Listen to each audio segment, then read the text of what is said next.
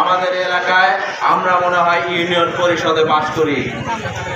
এটাকে আমরা মনে করি না যে আমরা কিন্তু পৌরসভার নাগরিক, অথচ মনে হয় যে আমরা ইউনিয়ন পরিষদে বাস করি। আমাদের এই এলাকার যে রাস্তাঘাট, এই এলাকার রাস্তাঘাটগুলো দেখলে মনে হয় যে ইউনিয়নের চেয়েও একদম অজপাড়া গায়ের মতো রাস্তাঘাট। দুই পাশে কোনো ফুটপাথ নেই, দুই পাশে কোনো ড্রেন নেই, অথচ শহরের পৌরসভার প্রত্যেকটি রাস্তাঘাটের ড্রেন আছে, ফুটপাথ আছে, আমাদের এলাকায় নেই। আমরা দাবি জানাই প্রশাসনের মাধ্যমে এবং এই রাস্তার যে এনজিডি কর্মকর্তা রয়েছেন, এই এনজিডি কর্মকর্তার কাছে আমি দাবি জানাই যে এই রাস্তার দুই পাশ দিয়ে ড্রেন করে দিবেন, কিছু কিছু জায়গায় হচ্ছে প্রতিরোধকের ব্যবস্থা করে দেবেন।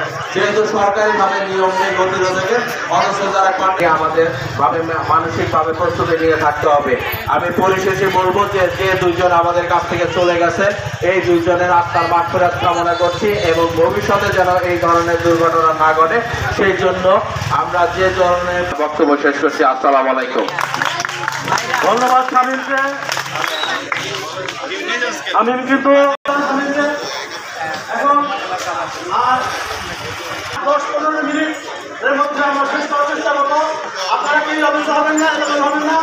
8-10 মিনিট সময় দরকার আছে, এলাকার উন্নয়নের দরকার আছে। তবে এরকম উন্নয়নের দরকার নাই যে উন্নয়ন আমাদেরকে জীবন কিনে নেয়। কারণ আমরা ইতিমধ্যেই আমরা শুধু দাঁড়িয়ে যে 2জন লোক মারা গেছে, কিন্তু তা কিন্তু না। এখানে মিনিমাম 100 থেকে 150 অ্যাক্সিডেন্ট হয়েছে আমরা জানি। এই বাসাখানপুর পর্যন্ত হাঁস, মুরগি, গরু, ছাগল, মানুষ, শিশু ইত্যাদি অনেকগুলো অ্যাক্সিডেন্ট হয়েছে। আমরা শুধু 2টা হাইলাইট হয়েছে, তারা নিহত হয়েছে দিকে। তারপরে যে এখন হসপিটালে কাজ করছে এটা কিন্তু আমরা কেউ জানি না। তবে আমাদের একদম শক্ত হাতে প্রচেষ্টা করতে হবে যে না, এখানে যেন কোনো অবৈধ লাইসেন্সবিহীন গাড়ি চলতে না পারে, অবৈধ কোনো ড্রাইভার এখানে যেন কোনো অবৈধ গাড়ি না আসতে পারে। আমাদের নিজের উদ্যোগে এখানে চেকপোস্ট চেকিং করবে, ততক্ষণ পর্যন্ত প্রশাসন দায়িত্ব পালন না করবে। আমরা যদি এইটুকু কাজ করি ইনশাল্লাহ মনে হয় এখানে প্রত্যেকটা গাড়ির সামনে তারা এই আহ্বানে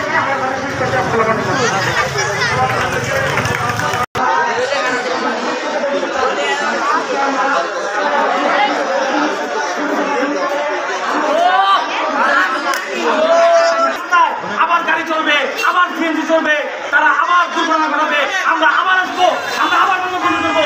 এটা আর কতদিন আমরা করবো? আমরা আমাদের এলাকার নেতৃবৃন্দ সমাজ যারা আছি, আমরা এক বিন্দু পরিমাণ ছাড় দেবো না যদি আমাদের এই রাস্তায় নিয়ম শৃঙ্খলা আগের মতো ফিরিয়ে আনা না হয়। আমাদের এই রাস্তার যে যারা মানুষ পক্ষ যারা আছে